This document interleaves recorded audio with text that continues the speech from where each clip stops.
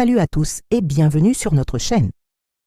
Aujourd'hui, on va voyager ensemble dans un conte merveilleux qui nous rappelle que l'audace et l'intelligence sont souvent plus fortes que les muscles. Installez-vous confortablement, l'histoire du petit tailleur courageux va commencer. Il était une fois, dans un village coquet, où les maisons étaient débordées de fleurs colorées, un tailleur pas plus haut que 3 pommes, mais doté d'un esprit vif comme une aiguille.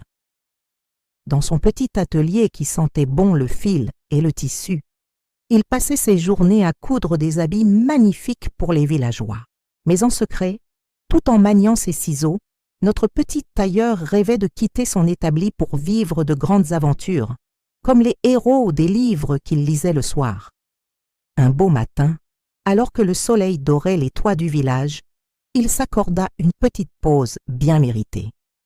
Il se préparait à savourer une délicieuse tartine de confiture de fraises, son petit péché mignon. Mais à peine eut-il posé sa tartine que, pfft, cette mouche, attirée par le sucre, se mirent à danser une ronde effrénée juste au-dessus de son festin. Agacé, mais vif comme l'éclair, notre tailleur attrapa un torchon, et d'un seul geste précis et rapide, bam! Il les écrasa toutes, net, 7 d'un coup. Incroyablement fier de cet exploit inattendu, une idée lumineuse germa dans son esprit. Il prit son fil d'or le plus brillant et sa plus belle aiguille, et broda fièrement sur sa ceinture une inscription qui allait changer sa vie. 7 d'un coup.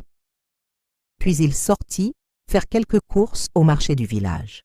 Mais voilà, les villageois, en lisant ce qui était écrit sur sa ceinture, n'imaginèrent pas un seul instant qu'il parlait de simples mouches.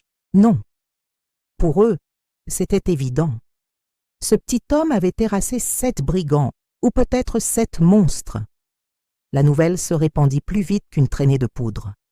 D'une oreille à l'autre, la rumeur se transforma, s'amplifia, jusqu'à ce que tout le monde soit persuadé que le modeste petit tailleur était en réalité un héros au courage sans égal. Bientôt, cette histoire incroyable arriva jusqu'aux oreilles du roi lui-même. Intrigué et un peu désespéré, le roi le convoqua au château. Il avait une mission de la plus haute importance pour ce prétendu héros. Un géant grincheux terrorisait le royaume, non pas en pillant les villages, mais en écrasant pour le plaisir toutes les citrouilles du potager royal juste avant le grand festival de la soupe. Notre petit tailleur, un peu paniqué, mais ne voulant pas perdre la face, accepta la mission. Il se rendit dans les montagnes où vivait le géant. Face à cette montagne de muscles, il comprit vite qu'il ne ferait pas le poids. Alors, il utilisa son plus grand atout, son intelligence. Il lança un défi au géant, un concours de force absurde. Grâce à une ruse impliquant un fromage qu'il fit passer pour une pierre et un oiseau qu'il prétendit lancer jusqu'au ciel, il persuada le géant de son incroyable puissance. Puis, avec une pelote de fil magique qu'il avait emportée, il tissa une toile discrète entre 2 arbres. Le géant, en voulant l'attraper, trébucha et dévala la pente pour ne plus jamais revenir. Le roi, stupéfait par ce succès, lui confia une deuxième mission, encore plus périlleuse, sauver la princesse Églantine. La pauvre était retenue prisonnière dans une tour gardée par un dragon. Mais en arrivant sur place, notre tailleur découvrit que le dragon n'était pas méchant, il était juste terriblement enrhumé. Ses éternuements projetaient des flammes partout, involontairement. Avec la douceur et l'ingéniosité qui le caractérisaient, le tailleur lui tricota une immense écharpe en laine bien chaude et lui prépara un thé au miel apaisant. Le dragon, soulagé et reconnaissant, laissa partir la princesse et devint même l'ami du tailleur.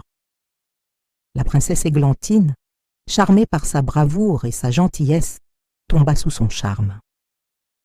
Le roi, ébahi par tant d'exploits, lui offrit la main de sa fille et la moitié de son royaume.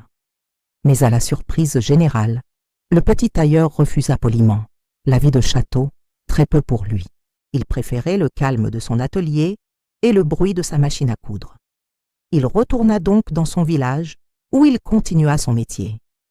Mais désormais, il ne cousait plus seulement des habits, il fabriquait aussi des capes de super-héros pour tous les enfants qui, comme lui, rêvaient d'aventure, leur prouvant que le plus grand courage est celui de croire en soi.